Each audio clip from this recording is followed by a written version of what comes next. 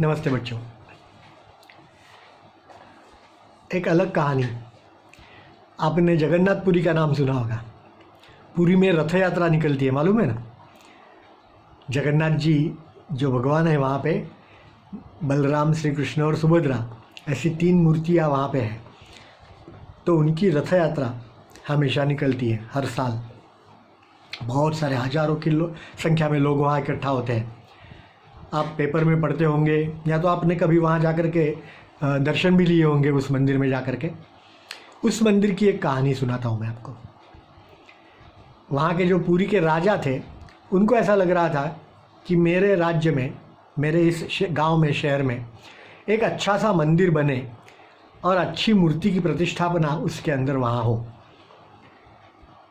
लेकिन उसको ऐसा लग रहा था कि मूर्ति ऐसी हो कि जो और विश्व में, पूरे विश्व में कहीं नहीं मिले। इस प्रकार की अच्छी मूर्ति वहाँ होनी चाहिए। इसलिए उसने काफ़ी लोगों को बोला कि मूर्ति बनाइए। लेकिन सभी लोग जो मूर्ति बनाते थे उनको पसंद नहीं आती थी।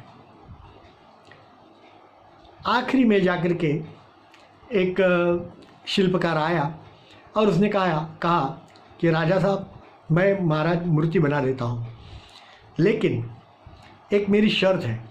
क्या? कहते कि आप मुझे एक अलग से कमरा देंगे, जो कमरा मैं बंद रखूँगा और उस कमरे में मैं मूर्ति बनाने का काम करता रहूँगा। जिस दिन मेरी मूर्ति पूरी हो जाएगी उस दिन मैं सामने से मैं खुद बाहर आकर के आपको बोलूँगा कि ये मूर्ति तैयार है, देख लो महाराज। लेकिन तब तक बीच में किसी ने भी अंदर नहीं आना है। ये शर्त यदि आपको मंजूर है तो मैं ये काम करूँगा। तो महाराज ने कहा ठीक है। वो अंदर गया, दरवाज़ा बंद कर दिया। उसको समय समय पे खाने के लिए कुछ देना था, वो देते रहते थे, खाना पीना।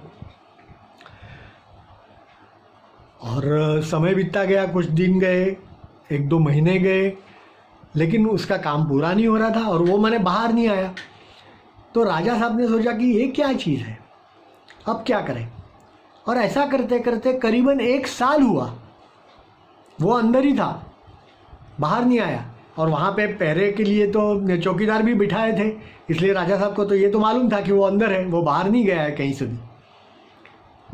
तो लेकिन साल के बाद राजा साहब का जो धैर्य है वो टूट गया।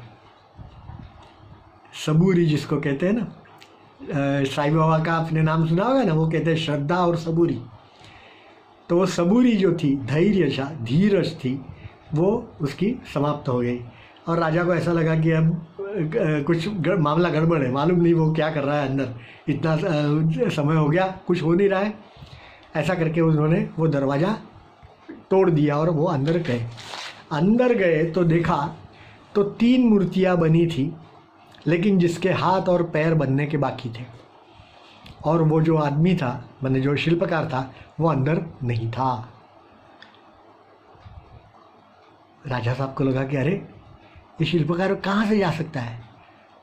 तब उनको ऐसा लगा कि ये खुद ईश्वर आए थे मूर्ति बनाने के लिए, और मैंने दरवाज़ा तोड़ दिया, इसलिए वो ईश्वर तो अदृश्य हो गए, अंतर्धान जिसको कहते हैं ना, वो हो गए। तो इसलिए बच्चों, किसी भी चीज़ के लिए धीरज जो होती है ना, सबूरी जो होती है, धैर्य जो होती है, वो बना करके रखना पड़ता है।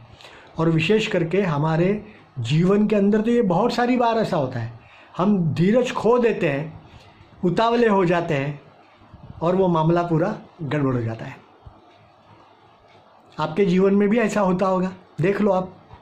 तो इसलिए ये याद रखो कि धीरज नहीं खोनी है ना।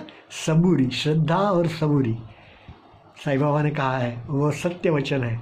जब तक आप श्रद्धा और सबूरी से काम लेते हो, आपका काम बहुत अच्छा और अच्छी तरह से होगा ही होगा। धन्यवाद।